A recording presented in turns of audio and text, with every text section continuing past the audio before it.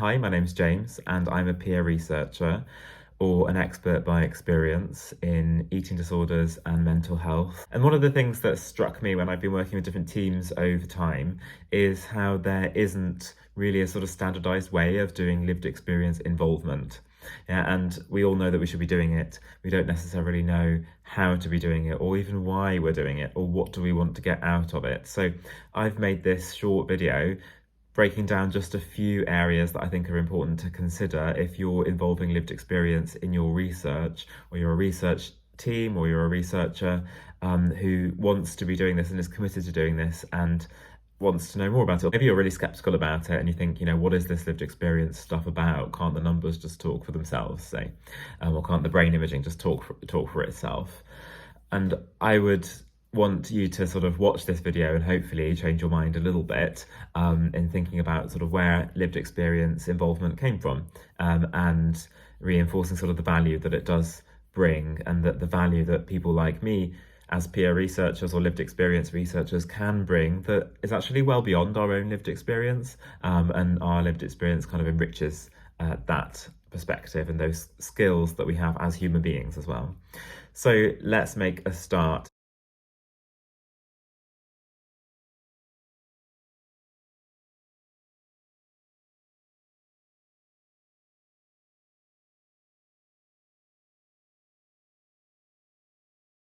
So thinking, you have a project, have a piece of research, and then putting that to one side and thinking, why do we have lived experience involvement in the first place? Not what do we want to get out of it for this particular project? Yes, we'll get onto that. But why has it come up as a thing?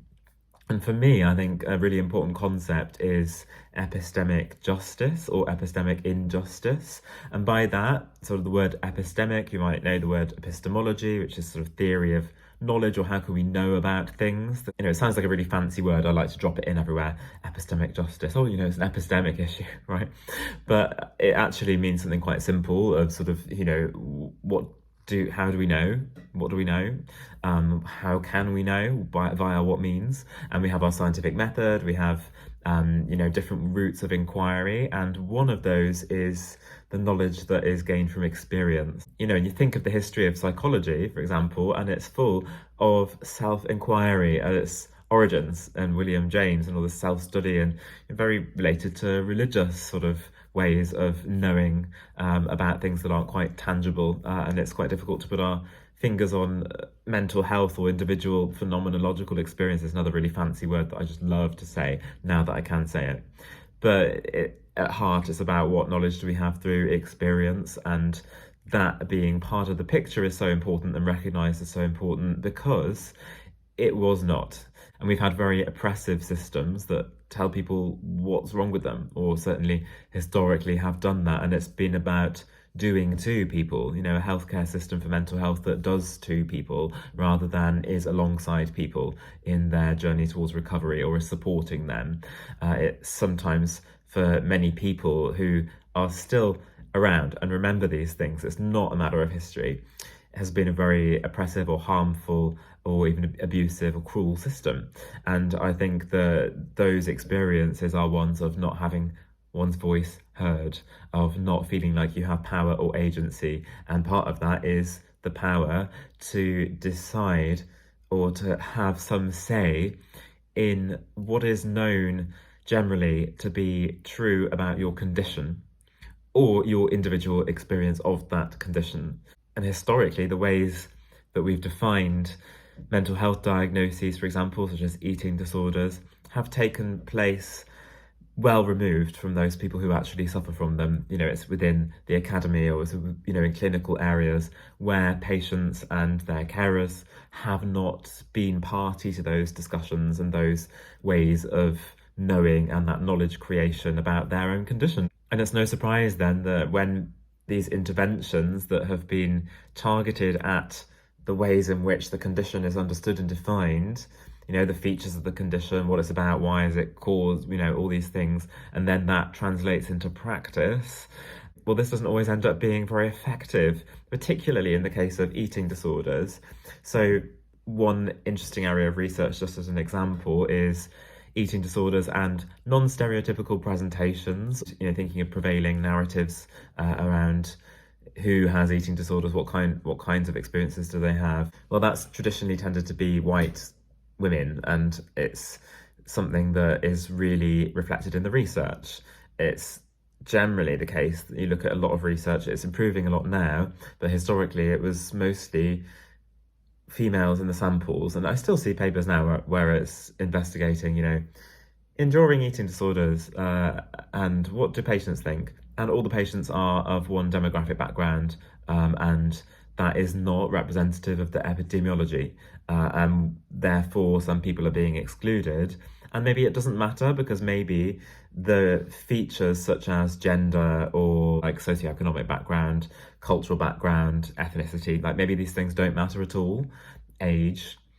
But I think that some of them do really matter, and there's other literature that says that they do. And if they do, then do we really understand why? And I get asked a lot about male experiences of eating disorders, as though I can speak for all men, and I can't, but I can maybe say something about it that is going to be more useful more generally.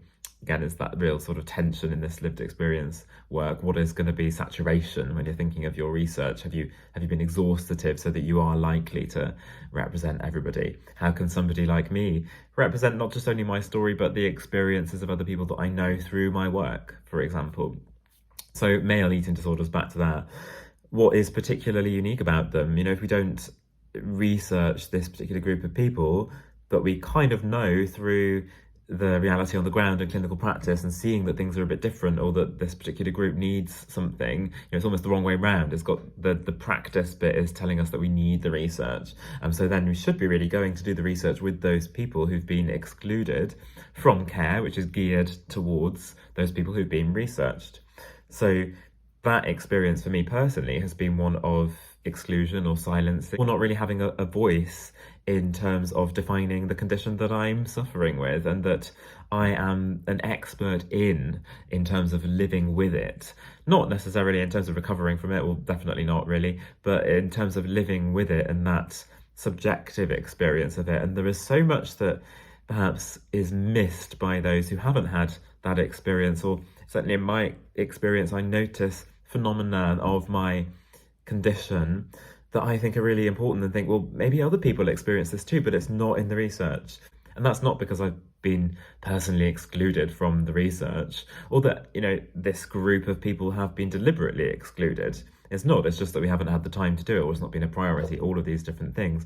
But I think that privileging the voices of those who have perhaps had very difficult experiences of a lack of understanding or a lack of care could be really helpful in redressing this sort of sense of epistemic injustice. So those people haven't had their voice heard. There's an imbalance of power. There have been people who've defined things for them and then imposed upon them that understanding. Yeah, so I think that's my simplistic kind of way of breaking it down. There's also very deep philosophy that we could go into that, but mostly if you say phenomenological, people will just be like, oh yes, that like sounds smart. So that in mind all the time, thinking about why we're doing this. And also, of course, there's the practical thing that hopefully by involving people with lived experience in your research, they'll be steering it towards things that are more likely to reflect the needs of the people and be more effective. Yeah, so the understanding that you come to might be more accurate, and the kind of responses that you might have to that, depends what you're doing in research. Is it understanding the condition? Is it providing a treatment, say, or targeting a particular mechanism of the illness? But, it hopefully means that by involving people that it will be more effective, whatever the aims of your research. And hopefully over time, that does translate into practice. That means that we have better outcomes for things like eating disorders amongst people who are not in the sort of conventional mold for which services that have to be evidence-based are set up. Yeah. So it's a really long-winded way of putting things. It was simplistic a minute ago, it was long-winded now, but it's kind of a bit of both.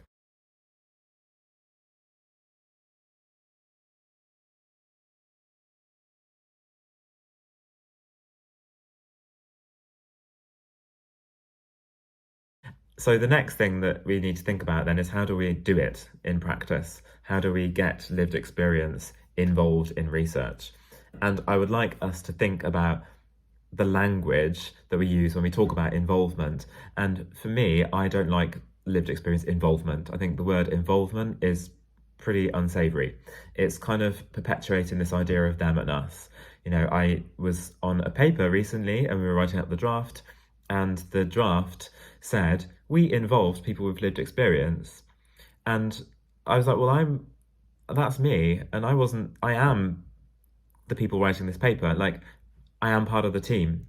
Do you know what I mean? It's like lived experience was part of the team, and so it wasn't involved as though it was something that was got from over there, and that there were really, at the end of the day, the real researchers who were in control of who was involved and who was doing what.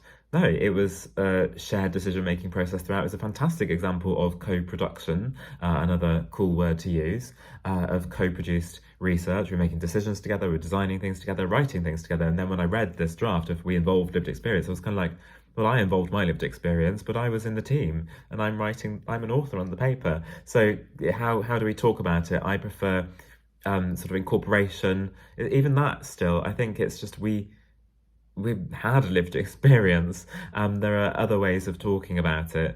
And I think that including is better perhaps than involving. Yeah, so we included lived experience. Our team included lived experience. It was part of the composition of the research process. And that is a much more egalitarian way of doing things. It's a much more even way of doing things where everybody has an equal say, where it's reciprocal for everybody who's involved. So there's mutual benefit throughout. It's not just, that lived experience is extracted from off a shelf over there. That's very transactional. And I don't think that it's the way that we should really be going. It kind of undervalues what people can bring. And very often I work with projects and teams where they're surprised that I have a whole range of other skills. And I'm kind of like, well, I'm also interested in research because I like research and not just my lived experience. So that was also a consideration, I think, and involving people in the ways, I said it again, always thinking, can we check and change our language, perhaps if it could be more inclusive? So always including people with lived experience in the ways that they want to be involved, because they might not know the processes of research to start out and they'll need support in order to get into the process of research. And they might have different ways of doing things, which could really freshen up your ways of working and be open to those things. I know it can sometimes feel really challenging when there's a different point of view or a different way of working, or people who don't necessarily respect or understand or recognize hierarchies that exist, say, in academia. I go into meetings and I don't have a clue who's a professor or who's whatever, and it's never bothered me. And sometimes I'm speaking to people probably maybe in a way that they're not used to, somebody like me speaking to them as an equal, and we're all there with an equal concern for the subject, and perhaps me more than most, because the products of this research is going to be hopefully to benefit people like me, or people that I know really well on that personal level, not through a professional relationship. So I think that, the inclusion of people with lived experience as part of the team is my number one sort of thing. And that way of thinking about it, that framework for lived experience, means that it's not always othered, and it's not this sort of nice add-on. It's not this thing that's dispensed and added to your project, or at worst sprinkled on for a nice bit of interest, and to make it sort of more interesting to the reader, more eye-catching, bring it to life. I've been asked that before. Can you lend us some quotes or whatever, or can you provide a little comment on this just to bring it to life? And to me, that feels really quite exploitative in a way, and I consent to doing it if I think that it's suitable or appropriate, and there's many things that I lend my voice to that I think are really valuable. And I do think that including lived experience can be in many different ways, and it doesn't have to be this fully embedded deciding from the research questions all the way through and being involved in every single part of the process, because people might not want to be, and they are completely, I think, entitled to be more involved in some bits than other bits, and that these systems should flex around them really, and support them with what they need, and continually check with them whether it's going well, and keep those lines of communications open. And remember that people with lived experience might not be used to the toxic academic email culture, for example. Yeah.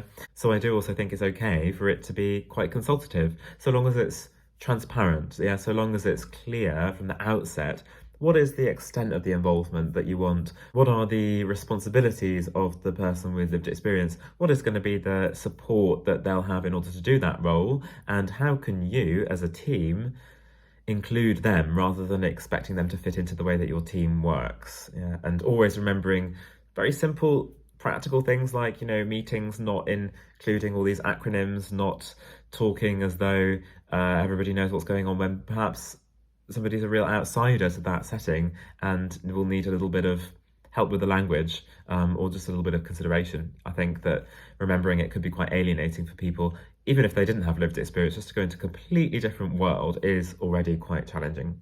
And then when you're working with your own experience, all that sort of in the mix with your work and informing how you look at something, because that's the particular lens that you bring when you have lived experience. I think that can be challenging and demanding work. It can be really quite emotionally demanding, it can be personally demanding, and people don't always know how to talk to you, or don't always frankly respect that you don't have to talk about everything. And I've had examples of people saying very insensitive things to me, as though just because I'm there on the grounds of my lived experience means that they can pick apart the etiology or the cause of my illness in front of a meeting. And that's really not suitable, and safety always has to come first. So within that long monologue, there are lots of things there already that we can get going with that I would encourage people to think about. And I'm going to try and summarise them now. And whilst I'm doing that, I'll try and think a little bit about the practicalities of doing this as a research team or as an independent researcher. I think the first thing is to really take a step back and think about, why do we have lived experience anyway? And recognising that it comes from perhaps quite a difficult place, and it's trying to redress some kind of gap or some kind of problem that there was in previous research which didn't have it. Otherwise we would have just carried on in the same way. I think then it's also about establishing a culture of lived experience being an equal and valued part of the team, and being really something that's included rather than pegged on or got from over there. Yeah, I think a big part of integrating lived experience into a project is, of course, having the resources to do it, because it needs to be supported. It can't be extortive, it can't be charity work. You're getting paid for your job, so should that person with their equally valued and valid way of knowing. So I think that has to be considered as well, and be honest about it. Only involve somebody as much as you can reasonably afford, but the way to overcome that is to involve or include lived experience right from the conceptualization stage of the research and the planning it out, and to factor it into budgets, and to not have somebody come in and be flown in later on into the project to bring their lived experience to what's already being done, because often that means that person is stuck with a situation where things don't sit right with them. They might think, I would have done it really completely differently, and we're stuck with it now. And that's very frustrating. And don't overpromise to people that they'll be able to do this, that and the other, or they'll have money to do this, that and the other, when in reality they won't, and maybe kind of leave them adrift a little bit more than you should. So thinking about how it's built in, right from the start, but that's not even as this external research team. Ideally, it's with somebody with lived experience who can consult and advise you on that. And, I'm looking for work, so if you want to have me consult you, then I would really, really appreciate that. Cost of living crisis, etc. So that is important too. And the cultural thing is around the language that we have as well. And also that the whole team has to embrace it. It's not something that can be siloed to one member of a research team. Oh, you'll deal with the lived experience bit. We all have to embody this culture. Otherwise, it says that we don't value it, or that we value some ways of knowing more than others, or some voices and some statuses more than others. And I think that that is the worst of mental health care. That is the worst of research and practice in mental health, and that it's something that we're moving on from. Other practical things that I've talked about are, being inclusive in your practice, asking people how they want to be involved. Don't assume that they'll want to do X, Y, and Z. Don't assume that they won't want to do something, or that they won't be able to do something.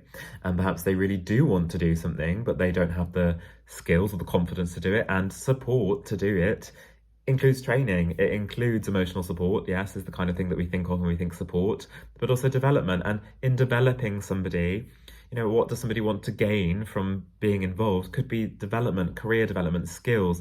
Maybe instead of payment, this is something that I've had, they want to, that there will be a different reward for them, like a training course that they wouldn't otherwise be able to access. And people, have the right to say that as well, although payment should always be offered.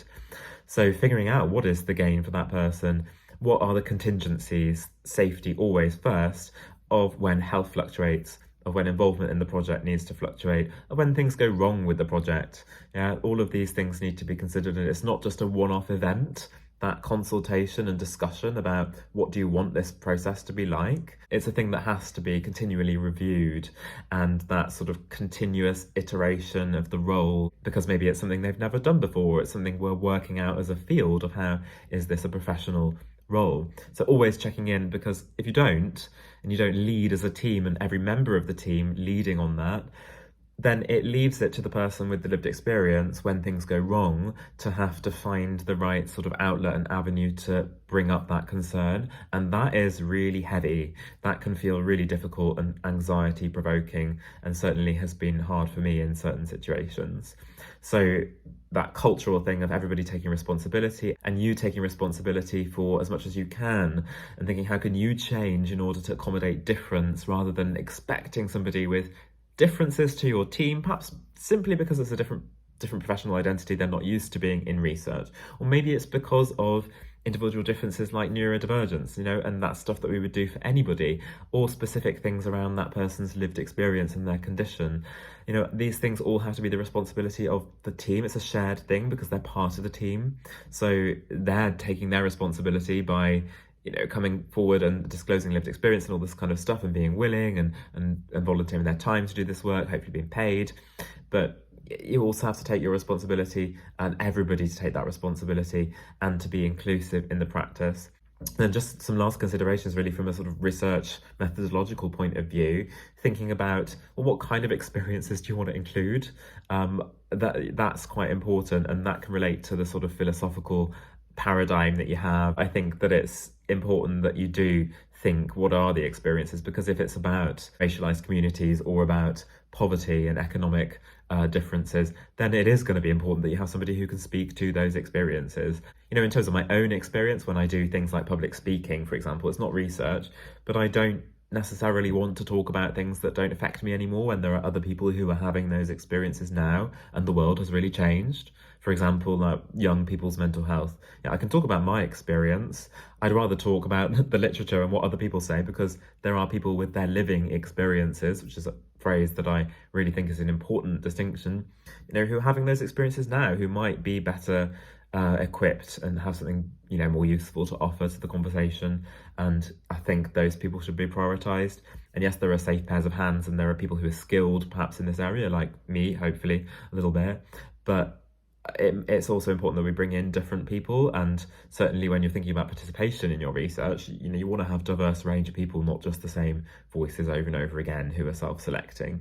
And then as well as thinking about what kind of experiences do you want, thinking also about, if you have to prioritize, of course you have to bring into account the person's motivations and their preferences, but if you have to prioritize what's really important for the project, and that will hopefully be established with people with lived experience in writing the bid or whatever it is in the first place, then thinking, where is it going to give the most value to have somebody with lived experience involved, especially if you're paying them. If they don't need to be in certain meetings, obviously you don't make that decision for them. This is all done through collaboration, but it might be that there is some kind of negotiation around it. It might be particularly important, say, that the person with lived experience had more of a role in information that was public facing, for example, with participants who also have lived experience, or were facilitating focus groups, something that I do a lot, where it's quite important that there is a peer facilitating those focus groups rather than a member of a stuffy academic institution or some clinical service that perhaps people might have a difficult opinion of, or might feel like they're not able to speak freely. And as a sort of externally contracted person, sometimes I've often been able to be a kind of a bridge, or a place where people can disclose and talk a little bit off the record. And thinking about that, methodologically, that might actually be a really good thing, because you don't want people to be shut down from what they're really thinking or feeling and sharing their experience because of some particular person in the room with a particular identity. So these things have to be thought about, and it has to be something that the whole team comes to agreement on. It's not that I would come into something with lived experience and say, I want it just like this, just my way. We have to work together, and that's what collaboration is all about. And it has to be reciprocal and be a benefit to everybody.